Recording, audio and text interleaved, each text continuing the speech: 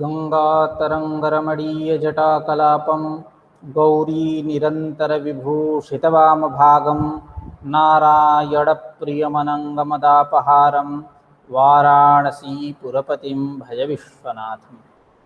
मनोजवं मारुततुल्यवेगं जितेन्द्रियं बुद्धिमतां वरिष्ठं वातात्मजं वानरयूथमुख्यं श्रीरामदूतं शरणं प्रपद्ये। रामो राजमणिः सदा विजयते रामं रमेशं भजे। रामेणाभिहता निशाचरचमू रामाय तस्मै नमः। रामान्नास्ति परायणं परतरं रामस्य दासोऽस्म्यहं। रामे चित्तलयः सदा भवतु मे भो राम मामुद्धर। आज पुनः उपस्थित हुए हैं एक बार इस उत्कर्ष नामक शास्त्राध्ययनोपक्रम के अंतर्गत सांख्य तत्व कौमुदी के चर्चा प्रसंग में। जैसा कि हमारी यह जो चर्चा यात्रा है, यह चर्चा यात्रा 57 कारिका पर्यंत आई। अब इस चर्चा यात्रा को हम लोग गति देते हुए पाठ प्रारंभ करते हैं, पुनः उस चर्चा यात्रा को आगे बढ़ाते हैं। कारिका है, जिस कारिका पे विचार होने वाला है वह औत्सुक्य निवृत्त्यर्थम यथा क्रियासु प्रवर्तते लोकः पुरुषस्य विमोक्षार्थम प्रवर्तते तद्वत् अव्यक्तम। यानी एक कारिका थी, 56वीं कारिका, 56 नंबर वाली जो कारिका थी, उस कारिका में यह बात बतलाई गई कि महत्तत्व से लेकर के आकाशादि जो पंच महाभूत हैं उनमें भी पृथ्वी पर्यंत यह जो सृष्टि है, यह जो सर्ग है, यह सर्ग पुरुष के लिए होता है, प्रत्येक पुरुष को मोक्ष दिलाने के लिए होता है। और यह सर्ग पुरुष के लिए संपादित है, लेकिन ऐसा लगता है कि प्रकृति स्वयं के लिए कर रही है। स्वार्थ यु परार्थ आरंभ, यह बात हम चली थी। यह दृष्टांत दिया गया है उस कारिका में, जो 56वीं कारिका है, उस कारिका में इत्येष प्रकृतिकृतः महदादि विशेष पर्यन्तः प्रतिपुरुष विमोक्षार्थम स्वार्थयु परार्थारंभ। इस कारिका में यह दृष्टांत दिया गया कि स्वार्थयु परार्थारंभ। तो यह जो स्वार्थ यह दृष्टांत दिया गया, उसी दृष्टांत को यहाँ प्रतिपादित कर रहे हैं आचार्यवाद ईश्वर कृष्ण, और उस पे अपना मंतव्य, अपना विचार आचार्य वाचस्पति रखेंगे, उससे हम लोग अवगत होंगे। तो कह रहे हैं कि स्वार्थ इव इति दृष्टांतितम तद विभजते, उसी का विभाजन कर रहे हैं, प्रतिपादन कर रहे हैं, विवेचन कर रहे हैं औत्सुक्य इत्यादि के द्वारा, कारिका के द्वारा। कारिका है औत्सुक्य निवृत्त्यर्थम यथा क्रियासु प्रवर्तते लोकः पुरुषस्य विमोक्षार्थम प्रवर्तते तद्वत् अव्यक्तम। करें यथा, जिस प्रकार इस लोक में उत्सुकता को दूर करने के लिए, यानी कौतूहलता जो है, जो कुतूहलता है, जो कौतूहल है, इस कौतूहल को दूर करने के लिए सामान्य लोग या विशेष लोग, उभय विधि लोग, प्राणी क्रियाओं में प्रवृत्त होता है। जैसे आपको गर्मी लग रही है, उदाहरण के स्वरूप में समझते हैं, तो आप उस गर्मी को दूर करने के लिए आप क्या करोगे? एसी चालू करोगे, पंखा चालू करोगे, कूलर चालू करोगे, जो क्रियाओं में प्रवृत्ति होगी। या लोक व्यवहार में यह भी देखा जाता है कि सड़क किनारे यदि कोई घटना हो जाए तो आपको भनक लगे, शब्द श्रवण किए आप, या किसी ने बता दिया कि वहां ये घटना हो गई, तो आप उसको देखने के लिए उत्सुक हो जाओगे, ललायित हो जाओगे और क्रिया करोगे, व्यापार करोगे, जहां हो वहां से दूर, वहां उस स्थान घटना स्थल पर पहुंचेंगे, अन्य व्यापार करेंगे। तो क्रियाओं में प्रवृत्ति होती है कि नहीं? किस लिए प्रवृत्ति? उत्सुकता को दूर करने के लिए। आपके अंदर जो कुतूहलता है, उस कुतूहलता को दूर करने के लिए आपकी प्रवृत्ति होती है क्रियाओं में। ठीक उसी प्रकार यह जो अव्यक्त है, प्रधान है, जिसको हम प्रकृति बोलते हैं, यह प्रत्येक पुरुष को मोक्ष दिलाने के लिए प्रवृत्त होगी। यानी अव्यक्त की भी प्रवृत्ति। उदाहरण है, एक दृष्टांत दूसरा दृष्टांत। ठीक है, दृष्टांत और दृष्टांत में अंतर क्या है? जैसे चंद्रमुखा कह दिया या चंद्रमुखी कह दिया, तो चंद्र वहां दृष्टांत है और जिसके लिए यह दिया जा रहा है वो है दार्ष्टांत।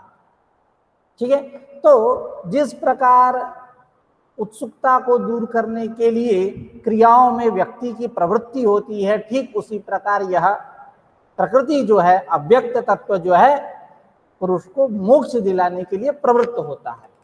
इसी बात को आचार्य ईश्वर कृष्ण ने कहा, औत्सुक्य निवृत्त्यर्थम यथा क्रियासु प्रवर्तते लोकः पुरुषस्य विमोक्षार्थम प्रवर्तते तद्वत् अव्यक्तम। आचार्य वाचस्पति मिश्र इस पे क्या कह रहे हैं, विचार करते हैं।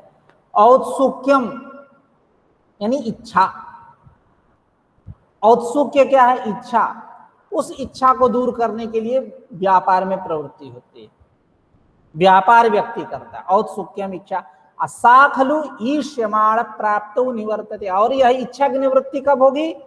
जब ईष्यमाण वस्तु की प्राप्ति हो जाएगी, जो अभिलषित है, जो अभीष्ट है, जिसके कारण हमारे अंदर कुतूहलता उत्पन्न हुई, उसकी प्राप्ति होने पर निवर्तते। सा इच्छा निवर्तते, यह जो कुतूहलता है, रूप इच्छा है, यह निवृत्त हो जाती है।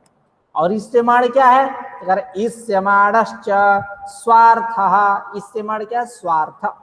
स्वार्थ स्वस्मयी अयम इति स्वार्थ, अपने लिए स्वार्थ। प्रकृति ने उस पुरुष के लिए सृष्टि किया, सर्ग किया, लेकिन लगता है कि अपने लिए कर रही है, स्वार्थ। क्यों यह बात कह रहे हैं? क्यों? क्योंकि इष्ट लक्षणत्वात् फलस्य, क्योंकि फल जो होता है वो इच्छा का विषय होता है। जो भी फल हो वो फल इच्छा का विषय होता है। यानी वो फल विषयक इच्छा हुई, जस्मात् कारणात् तस्य प्रवृत्ति अव्यक्त तत्वस्य या कस्यचित् अन्यस्य पुरुषस्य वा, किसी भी पुरुष के। यानी यह जो औत्सुक्य है, उत्सुकता है, यह इच्छा रूप है। और यह इच्छा कैसी है? इष्यमाण प्राप्त निवर्तते, अभिलषित अर्थ की प्राप्ति होने पर निवृत्त हो जाती है। और यह इष्यमाण प्रकृत स्थल में क्या है? तो स्वार्थ। क्योंकि इच्छा विषयत्वात् इष्ट लक्षणत्वात् फल से, फल जो होता है वो इच्छा का विषय होता है। तद विषयक इच्छा, घट विषयक, पट विषयक, मठ विषयक, पठन पाठन विषयक इच्छा या भक्षण विषयक इच्छा, जो भी। अब यह जो दृष्टांत दिया गया स्वार्थी परार्थ आरंभ, इस दृष्टांत को दृष्टांत में जोड़ रहे हैं, यानी प्रकृति। दार्ष्टान्तिके योजयति से विमोक्षार्थम प्रवर्तते तद्वद अव्यक्तम। जिस प्रकार सामान्य पुरुष हो या विशेष पुरुष हो, उभयविध पुरुष हो, यह उत्सुकता इच्छा को दूर करने के लिए क्रियाओं में प्रवृत्त होता है, व्यापार करता है, ठीक उसी प्रकार पुरुषस्य विमोक्षार्थम प्रवर्तते तद्वत् अव्यक्तम। पुरुष को मोक्ष दिलाने के लिए यह अव्यक्त प्रवृत्त होता है। दृष्टांत में इसकी योजना हो गई। इस प्रकार यह कारिका जो है समाप्त हो गई।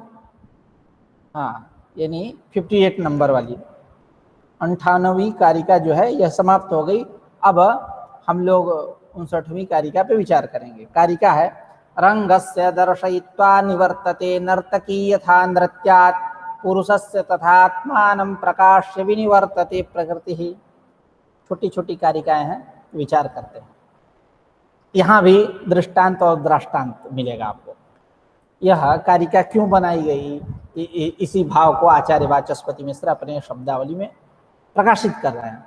ननु भवतु पुरुषार्थः प्रकृतेः प्रवर्तकः निवृत्तिस्तु कुतस्त्या प्रकृतेः इत्यतः आहरंगस्य इति। कह रहे हैं कि चलिए बात मान ली गई आपकी, यह जो पुरुषार्थ है वो प्रकृति का प्रवर्तक है, प्रकृति का प्रवर्तक है, प्रयोजक है, जिसके कारण प्रकृति प्रवृत्त हो रही है व्यापार में, क्रिया में।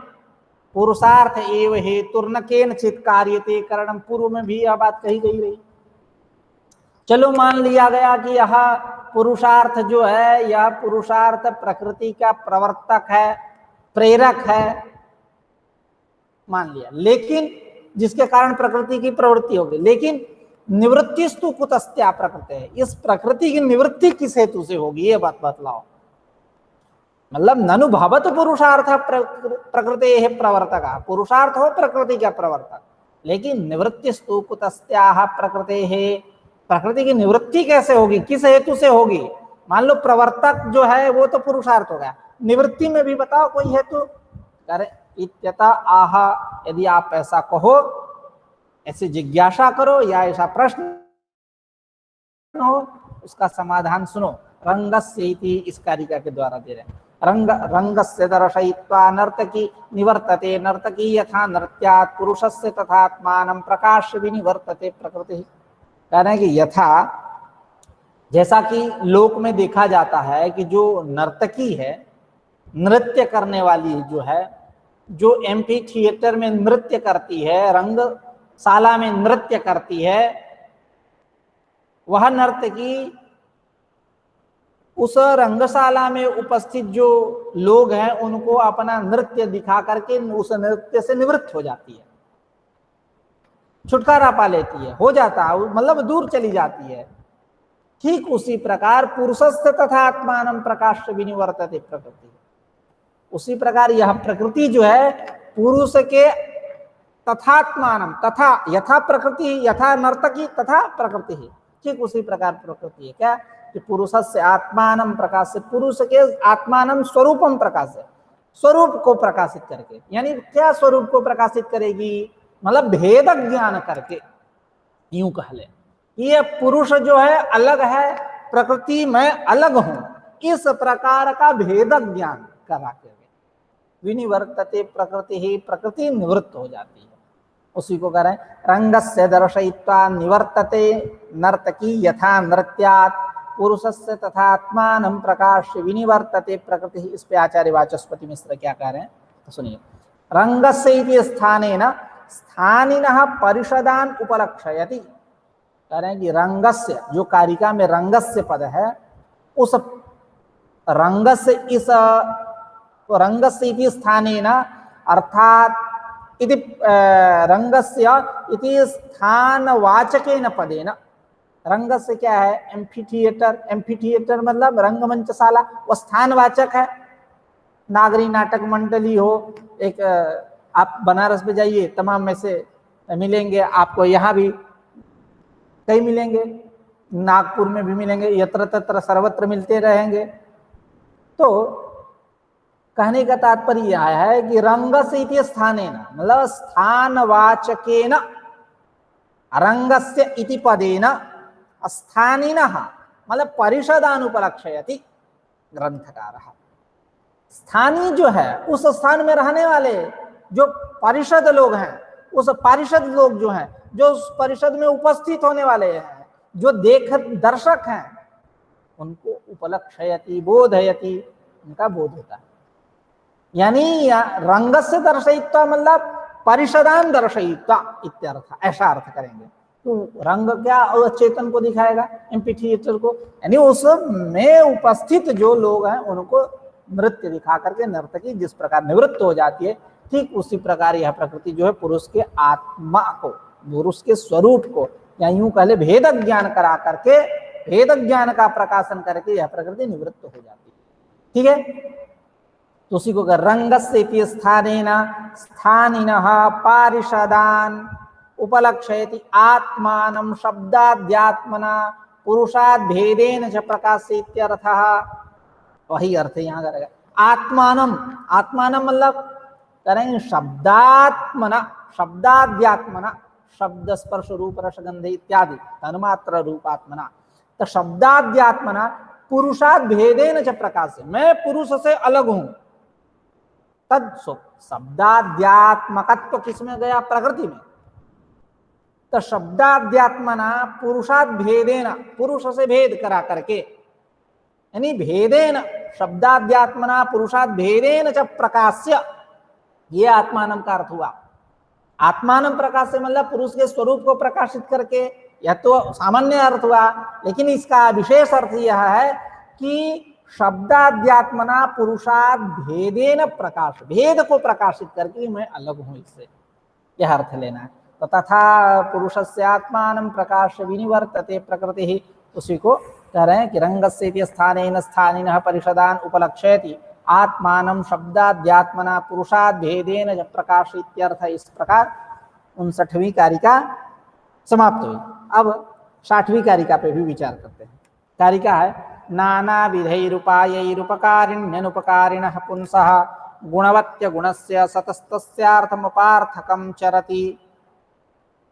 एक अवतरणी क्या बना रहे हैं आचार्य वाचस्पति में, क्या स्यादेतत् प्रवर्ततां प्रकृति पुरुषार्थम पुरुषात् उपकृतात् प्रकृतिर्लप्स्यते किंचित उपकारकम आज्ञा संपादनाराधितात् इव आज्ञापयितुर्भुजिस्या तथा च न परार्थः अस्याः आरंभ इत्यत आह नाना इति। यानी कह रहे हैं कि प्रवर्ततां प्रकृति पुरुषार्थम, पुरुषार्थ रूप हेतु के द्वारा प्रकृति प्रवृत्त हो, यानी इस प्रकृति के प्रवृत्ति का प्रयोजक पुरुषार्थ हो। चलो ठीक है, मान लिया। तो जब यह पुरुषार्थ रूप हेतु के द्वारा प्रकृति प्रवृत्त हो रही है, किसके लिए?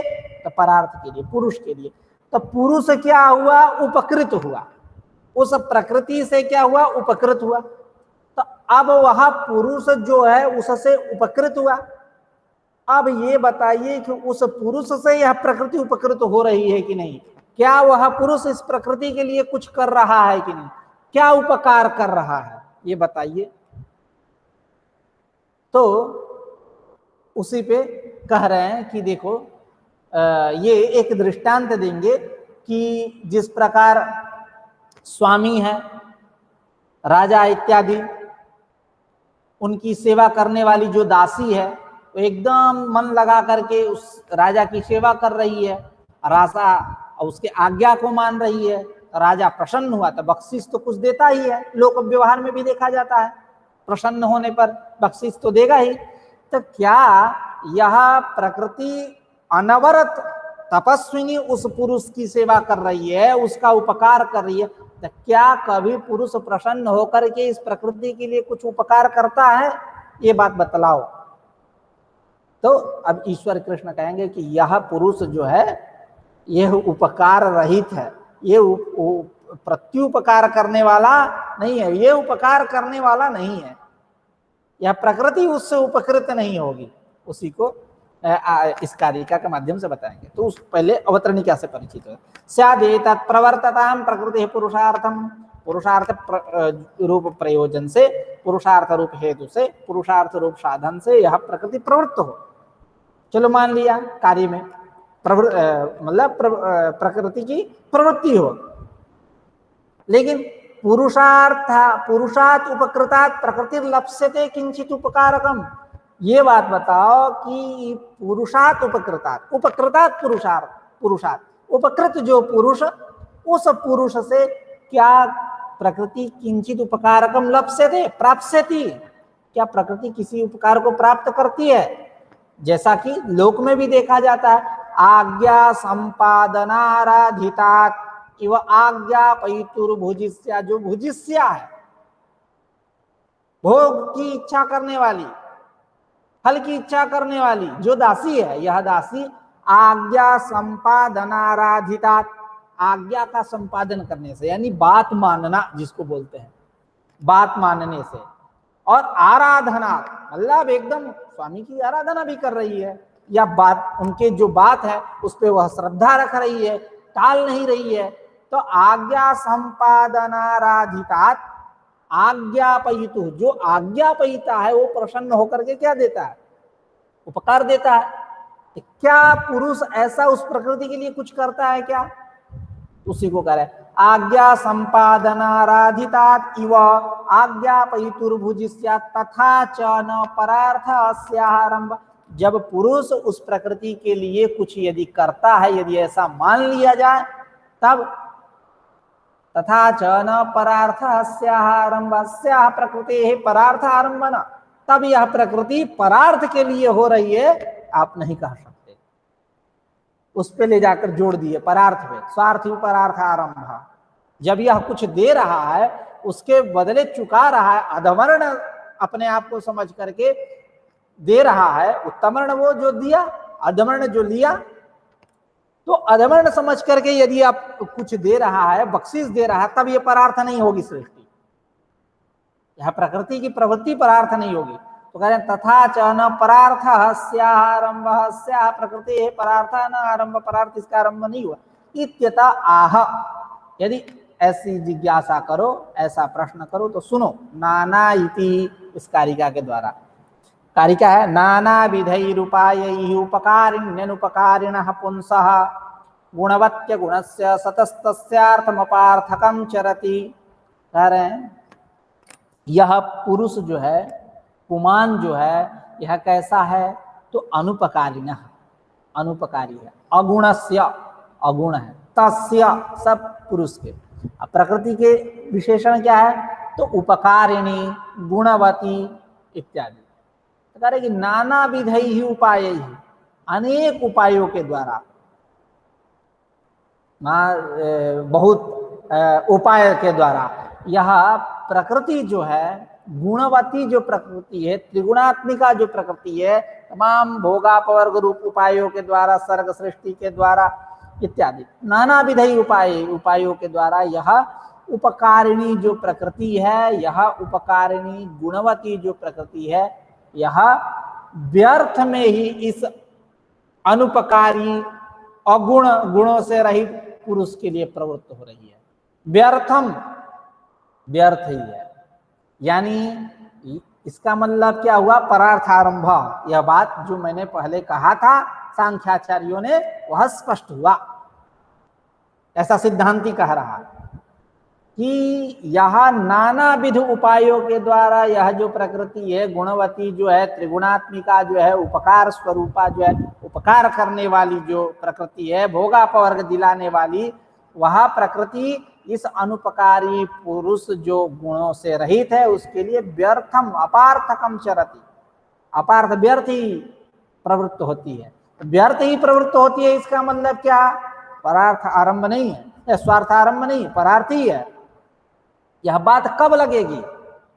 चरति अगुण से अनुपकारिण, अनुपकारिणता कब, उसमें अनुपकारकत्व उस पुरुष में कब सिद्ध होगा? जब यह प्रवृत्ति प्रकृति उसके प्रति प्रवृत्त हुई, अब वो कुछ नहीं किया, तब उसमें अनुपकारकत्व आएगा, अनुपकारिणता आएगी।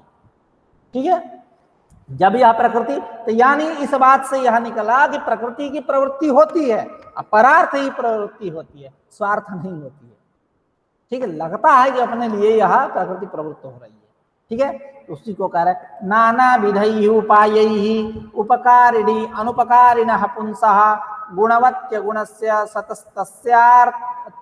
तस्यार्थमपार्थकं चरति। अब देखिए उस पे आचार्य वाचस्पति मिश्र क्या कहा? यथा गुणवान अपि उपकारी अपि, गुणवान अपि उपकारी अपि भृत्यः निर्गुणे अतएव अनुपकारिणे स्वामिन्नि निष्फलाराधना एवं इयं प्रकृति तपस्विनी गुणवती उपकारिणी अनुपकारिणी पुरुषे व्यर्थ परिश्रमेति पुरुषार्थमेव यतते न स्वार्थमिति सिद्धम। यानी परार्थ आ गया। परार्थारंभ जो तुमने पूर्व पक्ष किया था कि क्या वो उपकार करेगा पुरुष प्रकृति का, जहां कह दिए कि उपकार करेगा तो समस्या आ गई। क्या समस्या आ गई? समस्या ये आ गई कि अब परार्थ नहीं होगा, सर्ग सृष्टि नहीं होगी, परार्थ उसी वगैरह। यथा जैसा कि देखा जाता है लोक में, गुणवान अपि उपकारी अपि भृत्य, भृत्य नौकर जो है गुणवान हो उपकारी हो, दोनों बढ़िया बढ़िया बात करने वाला, गुणों से युक्त हो, अच्छे अच्छे उसके संस्कार हो, गुण है, और उपकारी भी हो। लेकिन यदि दुष्ट स्वामी उसका होगा तो कुछ देगा नहीं, छीन ही लेगा। उससे क्या कर रहेगा? गुणों को ले लेगा, इत्यादि सारी बातें समझेगा, बैठेगा। कुछ होते हैं लोग इस प्रकार के, इस संसार में लोग होते हैं। आपसे काम है, आप गुणवान हो, आपके संसर्ग में रहेंगे, बहुत सीखेंगे, जहां अपनी बारी आएगी तब बस 9 2 11। ठीक है, तो यथा गुणवान अपि उपकारी अपि भृत्य निर्गुणे अतएव अनुपकारिणी स्वामिनी निष्फलाराधना भृत्य। जो अनुपकारी स्वामी है उसके लिए व्यर्थ में बिना फल के लिए प्रयास करता है, उसको कुछ फल मिलने वाला नहीं है, निष्फल आराधना, उसकी आराधना निष्फल है। एवं इयम, ठीक उसी प्रकार यह प्रकृति जो तपस्विनी है, गुणवान है, गुणवती, गुणों से युक्त है, वह गुणवती अपि गुणवती उपकारिणी अनुपकारिणी पुरुषे व्यर्थ परिश्रमेति। जो गुणवती है, तपस्विनी है, उपकारिणी है, वह अनुपकारी पुरुष के लिए व्यर्थ परिश्रमेति, व्यर्थ झूठ मूठ का परिश्रम करती है। इति इस प्रकार पुरुषार्थमेव यतते न स्वार्थमिति सिद्धम। इसलिए यह प्रकृति की प्रवृत्ति जो है पुरुषार्थ के लिए हो, पुरुष के लिए ही है, न स्वार्थम, स्वार्थ के लिए। यह बात कब लगेगी, यह दृष्टांत कब होगा, कब सिद्ध होगा, जब प्रकृति की उसके लिए प्रवृत्ति होगी, तब न कहेंगे कि यह उपकार करने वाला नहीं है। जब प्राप्त हो सत्याम निषेधा, प्राप्ति होने पर निषेध होता है। घर में कोई आ रहा है, आपके गेट पे खड़ा है, कह रहा कि आऊं, तो आप कहोगे कि ना मत आओ, या कहोगे कि आओ, तो प्राप्ति होने पर निषेध होता। अब कोई आ ही नहीं रहा है, बैठ के चुपचाप चिल्ला रहे मत आओ मत आओ मत आओ, ये कोई बात थोड़े। ठीक उसी प्रकार यहाँ तो यह व्यर्थ परिश्रम, व्यर्थ परिश्रमत्व, इसकी उपपत्ति कब होगी, जब यह प्रवृत्त होगी उसके लिए, यानी परार्थी सर्ग होगा, तब इसमें व्यर्थता आएगी। कुछ मिलेगा नहीं तब व्यर्थत्व का प्रकाशन होगा। ऐसे ये नहीं कि बिना प्रवृत्ति के व्यर्थत्व का प्रकाशन हो जाए, ऐसा नहीं है। ठीक है, व्यर्थ परिश्रमेते पुरुषार्थमेव यतते न स्वार्थमिति सिद्धम। पुरुषार्थ के लिए प्रवृत्ति, प्रकृति प्रवृत्त हो रही होती है, पुरुषार्थमेव यतते, न स्वार्थम, अपने लिए नहीं, इति सिद्धम। अब तो इस प्रकार यह 60वीं कारिका समाप्त। 61वीं कारिका पे विचार करते हैं। 61वीं कारिका है प्रकृतेः सुकुमारतरं न किंचिदस्ति मे मतिर्भवति या दृष्टास्मीति पुनर्न दर्शनमुपैति पुरुषस्य। इस पे कह रहे हैं, एक अवतरणिका बना रहे हैं आचार्य वाचस्पति मिश्र। स्यादेत नर्तकी नृत्यं परिषद्भ्यो दर्शयित्वा निवृत्तापि पुनस्तद्द्रष्टृकौतूहलात् प्रवर्तते यथा तथा प्रकृतिरपि पुरुषाय आत्मानं दर्शयित्वा निवृत्ता भी पुनः प्रवर्त्स्यति इत्यत आह प्रकृतेः इति। यानी आज की परंपरा है once more once more once more की परंपरा है। कोई चीज अच्छा लगे, गाना हो, डांस हो या ज्ञान की बातें हो, तो लोग कहते एक बार और हो जाए। वही वंस मोर की परंपरा को यहाँ शास्त्रकार बतला रहे हैं। यहीं से वंस मोर आया, यूं कह लें। उस वंस मोर में प्रामाण्य दिखाना है तो ला करके तत्वकौमुदी से संबंध बना दीजिए, बस प्रामाण्य आ जाएगा। इसके ही प्रामाण्य से वो प्रमाणित है। खैर, तो यहाँ बात चल रही है नर्तकी नृत्यम परिषद्भ्यो दर्शयित्वा निवृत्तापि। जिस प्रकार यह जो नर्तकी है, डांस करने वाली, नृत्य करने वाली यह जो नर्तकी है, वह परिषद में उपस्थित, रंगमंच में, रंगशाला में उपस्थित जो लोग हैं, उन लोगों को अपना नृत्यम दर्शयित्वा, नृत्य दिखा करके निवृत्तापि, निवृत्त हो जाती है। लेकिन निवृत्त होने पर भी पुनस्तद्दृष्टि कौतूहलात्, दृष्टाओं में कुतूहलता आई कि नहीं एक बार और होना चाहिए, बड़ा बढ़िया रहा, एक बार और होना चाहिए, बहुत बढ़िया, सब कुछ भूल गए, बहुत बढ़िया डांस चल रहा है। ऐसा होता है लोक व्यवहार में, यह अनुभव की बात है, सबने अनुभव किया है, इसको कोई झूठ नहीं कर सकता। क्योंकि हम लोग मनुष्य हैं, राग द्वेष आदि वासनाएं सारी भरी पड़ी हैं, इसको नकार नहीं सकते। तो यह जो नर्तकी है, परिषद में उपस्थित जो लोग हैं, उनको अपना नृत्य दिखा करके पुनः निवृत्त हो जाने पर भी पुनः दृष्टि कौतूहलात्, दृष्टा के कुतूहलता के कारण प्रवृत्त होती है। अच्छा चलो ठीक है कह रहे हो तो एक बार और हो जाए। प्रवर्तते यथा प्रवर्तते तथा, ठीक उसी प्रकार प्रकृति रपि, यह प्रकृति अचेतन जो जड़ प्रकृति है, यह प्रकृति भी आत्मानं दर्शयित्वा, एकदम आईना दिखा करके, स्वरूप दिखा करके, उसके रूप का प्रकाशन करके, आदर्श दिखा करके, यूं कह ले, भेद ज्ञान करा करके, तुम अलग मैं अलग, इस प्रकार भेद ज्ञान करा करके, पुरुषाय आत्मानं दर्शयित्वा, अपने आप को दिखाकर, निवृत्तापि, प्रकृति निवृत्त हो गई, तब पर भी पुनः प्रवर्त्यति, पुनः प्रवृत्त होती है, पुनः प्रवर्त्यति, पुनः प्रवृत्त हो सकती है। यानी जिस प्रकार नर्तकी जो है परिषद में उपस्थित लोगों को अपना नृत्य दिखा करके निवृत्त हो गई, लेकिन दृष्टाओं में कुतूहलता को देखा गया, उस कुतूहलता के कारण प्रकृति नर्तकी की पुनः प्रवृत्ति होती है, ठीक उसी प्रकार यह जो प्रकृति है, यह प्रकृति पुरुष के स्वरूप का प्रकाशन करके निवृत्त हो गई है, पुनः प्रवर्त्यति, पुनः प्रवृत्त हो सकती है, पुनः प्रवृत्त होगी। इत्यतः आह, यदि आप ऐसा कहो, सुनो इसका उत्तर, प्रकृते है इति, इस अंश के द्वारा, यानी इस कारिका के द्वारा कह रहे हैं कि प्रकृते है सुकुमारतरम न किंचिदस्ति इति मे मतिर्भवति, यादृष्टास्मीति पुनर्न दर्शनमुपैति पुरुषस्य। कह रहे हैं कि यह जो प्रकृति है, ईश्वर कृष्ण कह रहे हैं कि इस प्रकृति से सुकुमार इस दुनिया में कोई चीज नहीं है, अत्यंत लज्जाशील है। प्रकृति है सुकुमार तरम, सुकुमार द्विवचन विभज्योपपदे तरबीय सुनोत्तर, प्रकृति तर प्रत्यय, प्रकृति है सुकुमार तरम न किंचिद अस्ति, कुछ नहीं है, इति में मतिर्भवति, यह हमारी धारणा है, यह हमारा विचार है, हमारा विचार है, यह हमारी भावना है। क्यों क्यों कह रहा है ऐसा? क्योंकि या दृष्टास्मि की पुनर्न दर्शनमुपैति पुरुषस्य, या दृष्टास्मि तेन पुरुषेण अहम दृष्टास्मि, उस पुरुष ने मुझको देख लिया। इस प्रकृति को, प्रकृति की भावना बतलाई जा रही है कि उस पुरुष ने मुझको देख लिया। या दृष्टास्मि पुनः दर्शनम न उपैति पुरुष, पुनः उस पुरुष को दर्शन नहीं देती, पुनः उस पुरुष के सामने उपस्थित नहीं होती,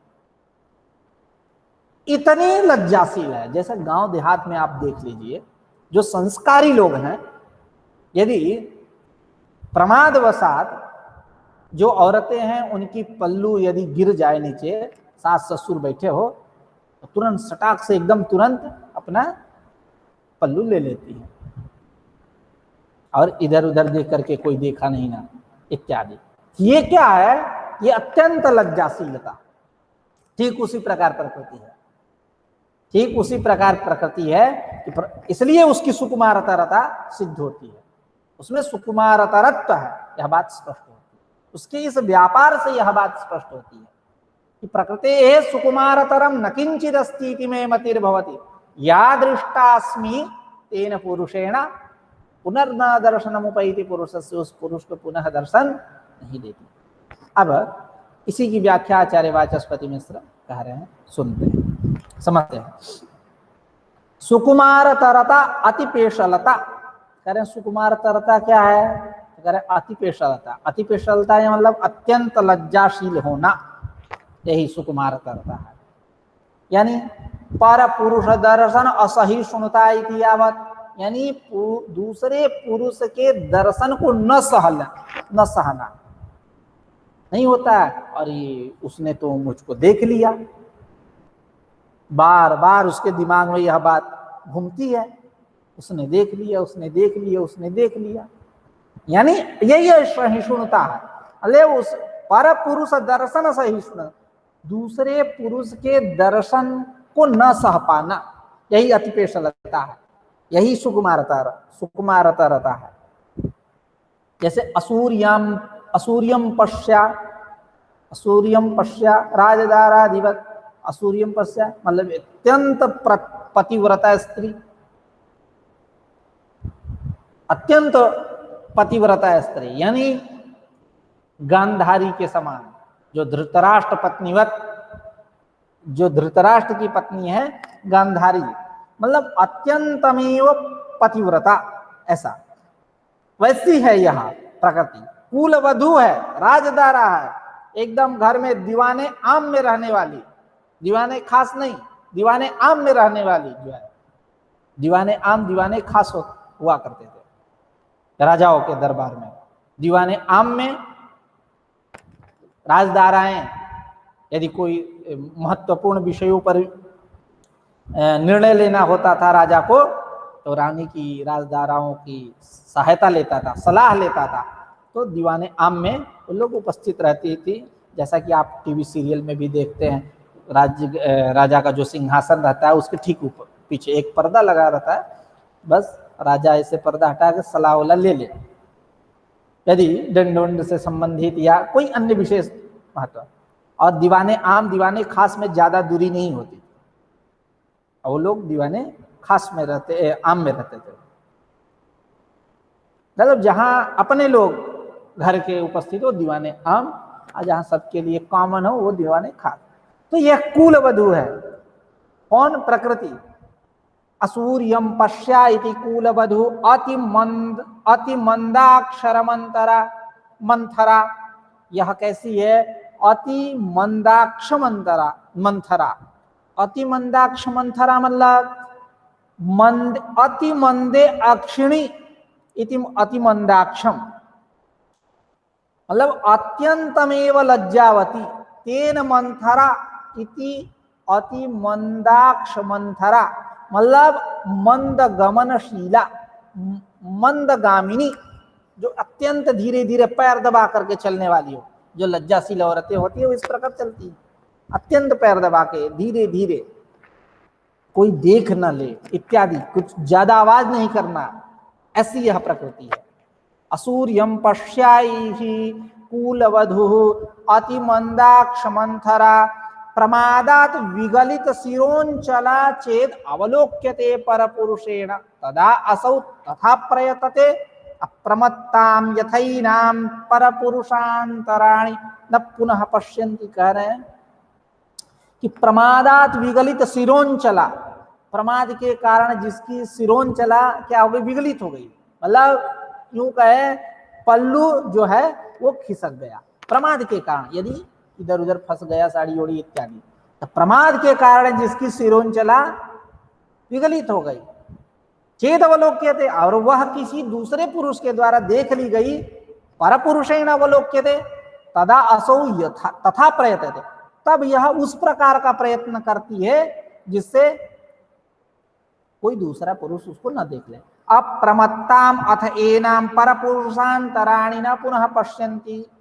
अप्रमत्ताम प्रमाद युक्त, एनाम स्त्रीम कुलवधूम प्रकृतिम पर पुरुषांतराणि पुनः न पश्यन्ति, पुनः पर पुरुष दूसरे लोग जो है इसका दर्शन न करें, इसको न देख ले, एतादृश वह व्यवहार करती है, इसलिए वो अत्यंत लज्जाशील है। उसी को कह रहे हैं कि सुकुमारतरता अतिपेशलता पर पुरुष दर्शन असहिष्णुतेति यावत् असूर्यं पश्या इति कुलवधूः अतिमन्दाक्षमन्थरा प्रमादात् विगलित शिरोंजला चेद अवलोक्यते परपुरुषेण तदा असौ तथा प्रयतते अप्रमत्ताम अथैनाम परपुरुषांतराणि न पुनः पश्यन्ति, जिससे पुरुष न देख सकते। एवं प्रकृतिरपि कूलवधुतो अपि अधिका दृष्टा विवेकेन न पुनर्दरक्ष्यते इत्यर्थ। कह रहे हैं कि उसी प्रकार यह प्रकृति है। यह प्रकृति जो है दो बातें, एक तो एवं अपि, एवं पद के द्वारा ठीक उसी प्रकार प्रकृति है। दूसरी बात कूलवधुतः अपि अधिका दृष्टा, मतलब उससे भी अत्यधिक लज्जाशील है। एवं अपि इस प्रकार है प्रकृति, और एवं प्रकृतिरपि उसी प्रकार प्रकृति। और दूसरी बात कूलवधुतोपि अधिका दृष्टा, कूलवधु से भी अत्यंत लज्जाशील है, यानी विवेकेन न पुनर्द्रक्ष्यते।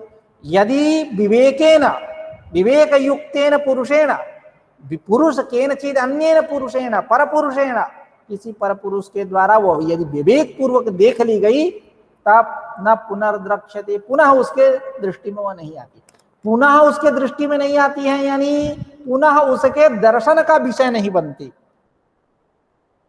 इस प्रकार वह प्रकृति क्या अत्यंत लज्जाशील है, अत्यंत लज्जाशील है, लज्जावती है, यूं कह ले। तो इस प्रकार 61वीं कारिका समाप्त हो गई। अब 62वीं कारिका है, तस्मान् न बध्यते दानमुच्यते नापि संसरति कश्चित् संसरति बध्यते मुच्यते च नानाश्रया प्रकृति। यह इस कारिका पे भी विचार कर ले, लेकिन धूप बहुत ज्यादा आ रहा है। ठीक है, तो आज की चर्चा यहीं समाप्त करते हैं। कल मिलेंगे एक नई ऊर्जा से नए पाठ के रूप में। आज की चर्चा यहीं समाप्त करते लेते हैं, कल मिलते हैं। ओके, नमस्कार।